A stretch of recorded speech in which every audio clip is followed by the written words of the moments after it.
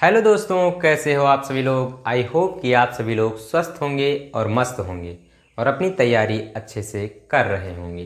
तो जैसा कि मैंने आप सभी लोगों को पिछले वीडियो में बताया था, धारिता यानी वैद्युत धारिता बताया था, उसका मात्रक बताया था, डेफिनेशन बताया था और बीमीय सूत्र बताया था। आज हम आप सभी लोगों को इस वीडियो में विलगित गोलीय चालक की धारिता का डेरिवेशन करने वाला हूँ, जो कि वेरी मोस्ट इंपॉर्टेंट है। इससे रिलेटेड न्यूमेरिकल पूछा जाता है यूपी बोर्ड में। तो सबसे पहले आप हेडिंग कर लीजिए, विलगित गोलीय चालक की धारिता। देखिए ये चित्र बना हुआ है, इसकी त्रिज्या क्या है, आर है, और इस पर जो है प्लस क्यू आवेश दिया गया है, जो इसके पृष्ठ पर एक समान रूप से वितरित हो गया है, और इसके प्रत्येक बिंदु पर जो है वो विभव क्या है, समान है। ठीक बेटा, क्या है, समान है। इसी चीज को आपको क्या कर देना है, लिख देना है। यहाँ पर देखिए मैं लिख दे रहा हूँ कि माना निर्वात या वायु माध्यम में, माना निर्वात या वायु माध्यम में एक स्मॉल आर त्रिज्या का विलगित गोलीय चालक, त्रिज्या का विलगित गोलीय चालक स्थित है। ठीक बेटा, जिसको प्लस क्यू आवेश दिया जाता है।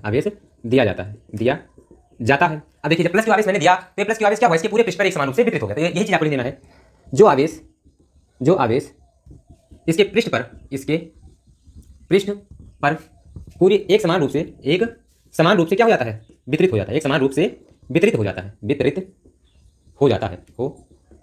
है। ठीक बेटा, अब देखिए क्या हुआ, जो मैंने प्लस क्यू आवेश दिया वो क्या हो गया, एक समान रूप से वितरित हो गया। ठीक बेटा, लिख दीजिए आप, इसके प्रत्येक बिंदु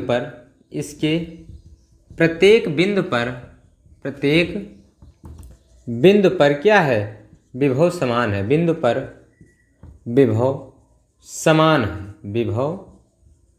समान है। ठीक बेटा, अब क्या लिखना है, देखिए ये मान लीजिए बिंदु क्या है, O है, और इस बिंदु O से R दूरी पर स्थित बिंदु P पर मान लीजिए क्या याद करना है, वैद्युत क्षेत्र की तीव्रता ज्ञात करना है। तो आप सभी लोग को मैंने बताया है, देखिए लिख देना है आपको, विलगित गोलीय चालक के पृष्ठ पर उत्पन्न वैद्युत क्षेत्र की तीव्रता। विलगित गोलीय चालक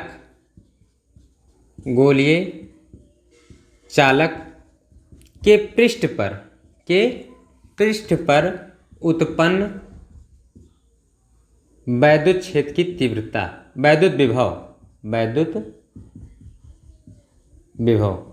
यहां से आपको यहां पर विभव ज्ञात करना है, तो क्या हो जाएगा, V = 1/4πε0 इंटू Q बटे R हो जाएगा। ठीक बेटा, आप देखिए ये तो आ गया आपका, यहां पर आप मान लीजिए इसे समीकरण 1। ठीक बेटा, अब क्या करना है, विलगित गोलीय चालक की धारिता, विलगित गोलीय चालक की धारिता। अब आप सभी लोग जानते हैं धारिता का सूत्र मैंने लिखाया है, क्या लिखा है, C = Q बटे V, यही तो लिखाया है सूत्र। अब V का मान हम समीकरण 1 से रख देंगे। V का मान समीकरण 1 से रखने पर यानी समीकरण 1 से B का मान लेंगे, यहाँ पर रख देंगे। तो C = Q बटे 1/4πε0 Q बटे V। Q से Q कैंसिल हो जाएगा, तो C बराबर क्या हो जाएगा, 4π, यहाँ पर क्या हो जाएगा, R है, क्या है, R, Q/R है। तो C = क्या हो जाएगा, 4πε0 R। ये क्या आ जाएगा, विलगित गोलीय चालक, निर्वात माध्यम में विलगित गोलीय चालक की धारिता आ जाएगा। ठीक बेटा, अब यहाँ पर देख लीजिए, यदि K परावैद्युतांक का माध्यम हो, यदि K परावैद्युतांक का